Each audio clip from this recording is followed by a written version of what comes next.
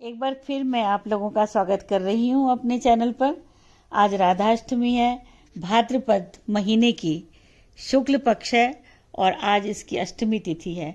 कृष्ण का जन्म भी अष्टमी को हुआ था और राधा का जन्म भी अष्टमी को है, ठीक 1 महीने बाद, है ना। पिछले महीने आपने कृष्ण की जन्माष्टमी मनाई। अब उनकी प्रियतमा जो ब्रज की अधिष्ठात्री देवी हैं, पूरे ब्रजमंडल की जो कोई अधिष्ठात्री देवी हैं वो राधा ही हैं। आज उनका जन्म है। तो ये कहा जाता है कि जो श्री कृष्ण और राधा हैं ये परमात्मा है और ये गोलोक धाम में रहते हैं। और गोलोक धाम में जब कल्प का आरंभ हुआ तब वहाँ पर भी जैसा रास मंडल की बात हम यहाँ करते हैं ब्रज में, वैसा ही स्वर्ग में वहाँ गोकुल में भी होता था। और कल्प के आरंभ है, आदि पुरुष श्री कृष्ण गोलोक में के रास मंडल में विराजमान है और सभी वहाँ चिदानंदमय कल्प वृक्षों की जो है ना परिक्रमा कर रहे हैं। तो फिर क्या हुआ, फिर उसी रास मंडल में कृष्ण के वाम भाग में यानी कि बाईं तरफ एक कंपन सा पैदा हुआ और उससे राधा का आविर्भाव हुआ। वो इतनी सुंदर थी कि उसका वर्णन करने में हमारी तो ना तो वाणी ना ही कोई लेखनी समर्थ हो सकती है। श्री कृष्ण के जो वाम पार्श्व से ये जो सुंदरी कन्या उत्पन्न हुई ये श्री राधा है। और राधा क्यों हुई इनका नाम? राधा ब्रह्म वैवर्त पुराण में इनके राधा नाम का जो कारण है वो ये है कि राधा नाम इसलिए हुआ कि एक तो रास मंडल में प्रकट हुई और प्रकट होते ही पुष्प को चयन करके श्री कृष्ण में के चरणों में उनको चढ़ाने के लिए धावित हुई, मतलब दौड़ी। तो इसलिए राधा उनका नाम हुआ और ये ब्रह्म वैवर्त पुराण में ब्रह्मखंड में आया है। इस तरीके से राधिकोपनिषद है एक, उसमें तो ये कहा गया है कि चूंकि श्री कृष्ण जो है ना इनकी आराधना करते हैं तो इसलिए इनका नाम राधा है और ये श्री कृष्ण की आराधना करती हैं इसलिए इनका नाम राधिका है। अब इनका जन्म के क्या कारण है? अस्तु परमात्मा श्री कृष्ण की जो प्राणों की अधिष्ठात्री देवी हैं वो श्री राधा है और श्री कृष्ण के प्राणों से ही उनका आविर्भाव हुआ है। ये श्री कृष्ण को अपने प्राणों से भी अधिक प्यारी हैं। ब्रह्म वैवर्त पुराण में तो ये कहा गया है कि प्राण अधिष्ठात्र देवी सा कृष्णस्य परमात्मनः आविर्बभूव प्राणेभ्योऽपि गरीयसी। गोलोक धाम में श्री कृष्ण से मान कर बैठी एक बार राधा और उनके कंठ से आवाज़ नहीं निकल रही थी और उन्होंने नेत्रों में अश्रु भरकर श्री राधा ने गोलोक विहारी से कहा कि आपने मर्यादा भंग की है। श्री कृष्ण ने जान लिया कि मेरे विरजा विहार की घटना के कारण इनके मन में दुर्जय मान का संचार हो गया है। उन्होंने काफ़ी प्रयास किया पर राधा का कोप शांत नहीं हुआ।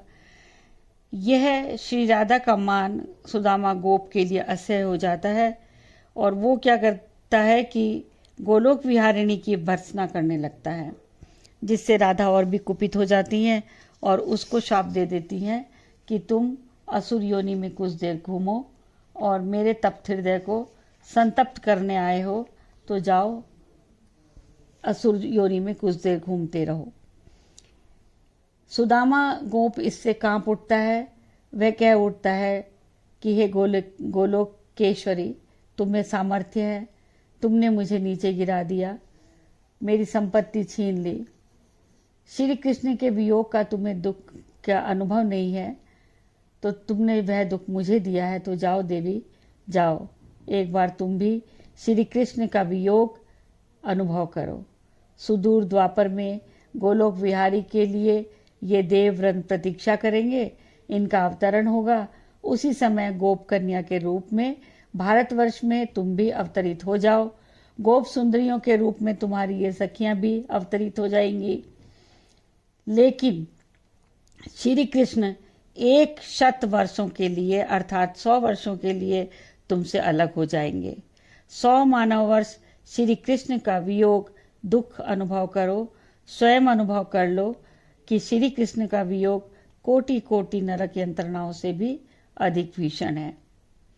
राधा विवल हो जाती हैं और पुत्र विच्छेद के भय से कातर होती हुई पुकारती हैं कि कहाँ जा रहे हो वत्स। श्री कृष्ण उन्हें सांत्वना देते हैं और ये कहते हैं कि हे प्राण प्रिय कृपामयी, ये शाप नहीं, शाप के अवतरण में यह तो विश्व के प्रति तुम्हारी दया है। इसी निमित्त से हरि वल्लभा वृंदा यानी विरजा तुलसी रूप में भारतवर्ष में प्रकट होंगी।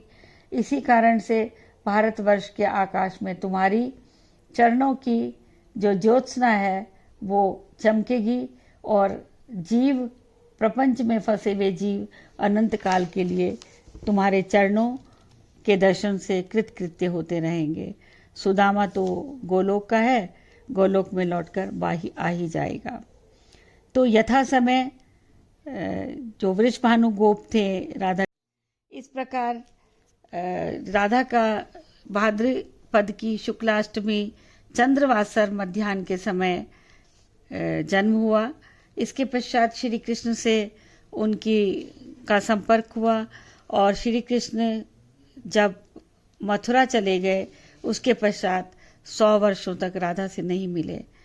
तो गोप का उस शाप को फलित करने के लिए कुरुक्षेत्र के युद्ध के बाद राधा का श्री कृष्ण से मिलन हुआ। श्री कृष्ण के मिलने के पश्चात श्री राधा रानी ललिता से कहती हैं अपनी सखी कि हे सखी, प्रियतम कृष्ण वही हैं, कुरुक्षेत्र में मिल गए, राधा भी मैं वही हूँ, परंतु मेरा मन फिर उसी बांसुरी और कालिंदी तीर को वृंदावन को चाह रहा है। मैं चाहती हूँ बहन वृंदावन में प्रियतम को देखूं। तो ये श्री कृष्ण ने सुन लिया।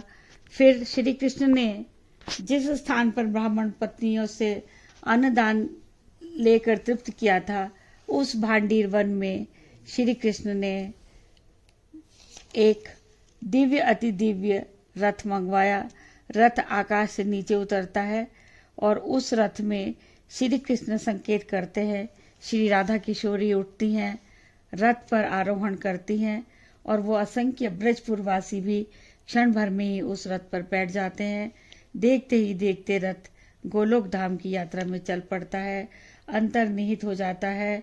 ब्रह्म वैवर्त पुराण में लिखा है, गोलोकम चययो राधा सार्धम गोलोकवासी भी। श्री राधा अवतरित हुए गोलोकवासियों के साथ गोलोक में पधार जाती हैं।